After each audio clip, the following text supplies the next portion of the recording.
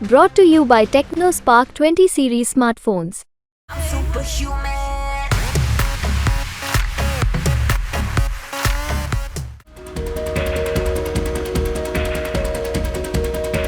कहते हैं यूपी नहीं आसान, यहाँ कब कौन सा दांव उल्टा पड़ जाए कोई नहीं जानता। 2024 लोकसभा चुनावों में यूपी के कुछ सीट्स ऐसे हैं जिस पर सबकी नजर है।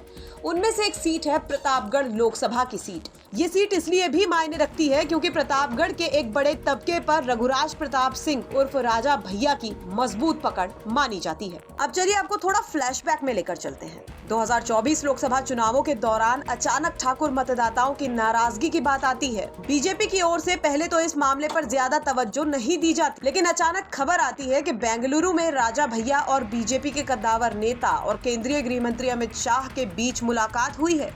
इस मुलाकात के बाद तमाम तरह की कयासबाजी शुरू होती है और लगता है कि बीजेपी ने राजा भैया को सेट कर लिया है। लेकिन महज कुछ ही दिन के बाद पता चलता है कि राजा भैया ने बीजेपी का साथ देने से इनकार कर दिया है।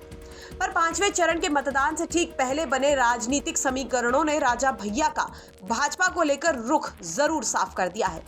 इसके बाद मिर्जापुर से सांसद और अपना दल सोनेलाल की अध्यक्ष अनुप्रिया पटेल और राजा भैया के बीच तीखी बयानबाजी ने तूल पकड़ लिया। इससे राजा भैया की पार्टी कार्यकर्ता अनुप्रिया पटेल के खिलाफ लामबंद हो गए। इसके साथ ही राजा भैया की पार्टी के कार्यकर्ताओं ने मिर्जापुर में अनुप्रिया पटेल के खिलाफ प्रचार करने का ऐलान कर दिया, जिसके बाद अनुप्रिया पटेल भी काफी हमलावर हो गई और सियासी माहौल गर्म हो गया।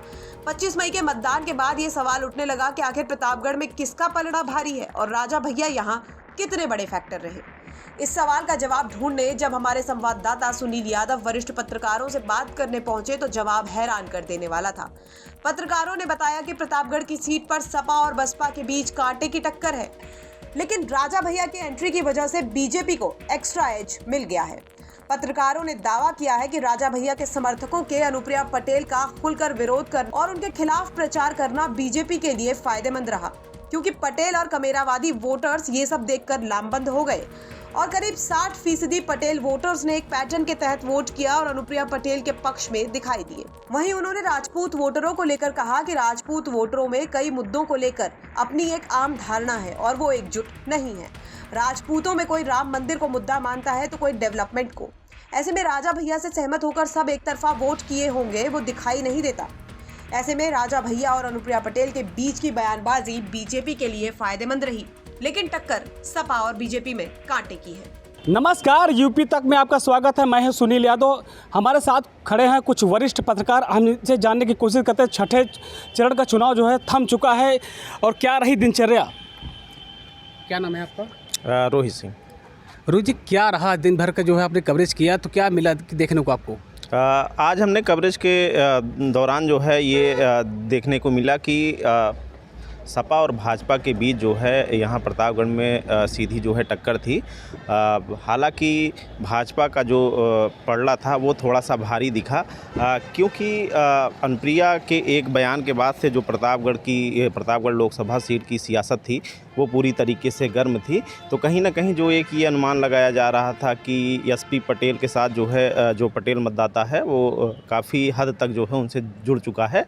लेकिन जैसे ही अनुप्रिया पटेल ने जो है कुंडा से यहाँ पे जनसभा करना शुरू किया और प्रतापगढ़ में फिर जनसभा किया और उसी दौरान उनका एक बयान आया था, जिसके बाद से ही कहीं ना कहीं जो राजा भैया समर्थक थे और राजा भैया की जो पार्टी है उनके समर्थक जो हैं वो कहीं ना कहीं समाजवादी पार्टी की तरफ उनका झुकाव रहा। वो प्रचार में गए, वो अखिलेश जी की रैली में गए, तो काफ़ी जो है काफ़ी हद तक जो पटेल मतदाता थे वो पोलराइज्ड हुए और वो भाजपा की तरफ जो है मूव हुए, ऐसा जो है इनपुट मिल रहा है। अगर अमूमन तौर पे देखा जाए तो अभी भी जो है जो प्रतापगढ़ लोकसभा की सीट है, ऐसा माना जा रहा है कि जो मुकाबला है वो कांटे का है। तमाम सारे लोग जो है, अगर प्रतापगढ़ के मतदाताओं की बात की जाए तो यहाँ पे 18,33,312 मतदाता हैं और कुछ जो है सपा की तरफ जो है मतदाता थे, उनका एजेंडा जो है उनको समझ में आया। सपा के लोग उनको समझाने में जो है कामयाब रहे। अगर वहीं देखा जाए भाजपा, तो भाजपा विकास के नाम पे लगातार जो है वोट मांगती रही, राष्ट्र निर्माण को लेकर वोट मांगती रही और राम मंदिर प्राण प्रतिष्ठा को भी लेकर एक जो है आज की वोटिंग में जो मुद्दा था वो दिखा। तो कहीं ना कहीं ओवरऑल माना जा सकता है कि भाजपा का पलड़ा जो है हल्का से जो है प्रतापगढ़ में ज़रूर भारी दिखा, लेकिन समाजवादी पार्टी भी बहुत पीछे नहीं है, उसने भी कांटे का जो मुकाबला है उसने किया। राजा भैया फैक्टर कितना काम किया?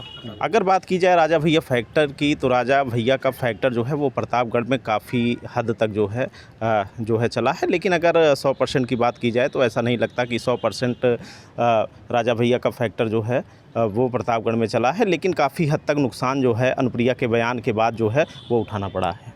और भी कुछ लोग हैं हमारे साथ जो क्या रहा दिनचर्या के आज के कवरेज में, आपने क्या देखा? आप वरिष्ठ पत्रकार हैं। देखिए, राजा भैया और अनुप्रिया की झगड़ा ने जहां ये माना जा रहा था कि समाजवादी पार्टी को फ़ायदा होगा, राजा भैया के समर्थक अचानक से समाजवादी पार्टी की तरफ आ गए और एसपी सिंह पटेल जो प्रत्याशी उनके पक्ष में उतर आए और मिर्ज़ापुर तक।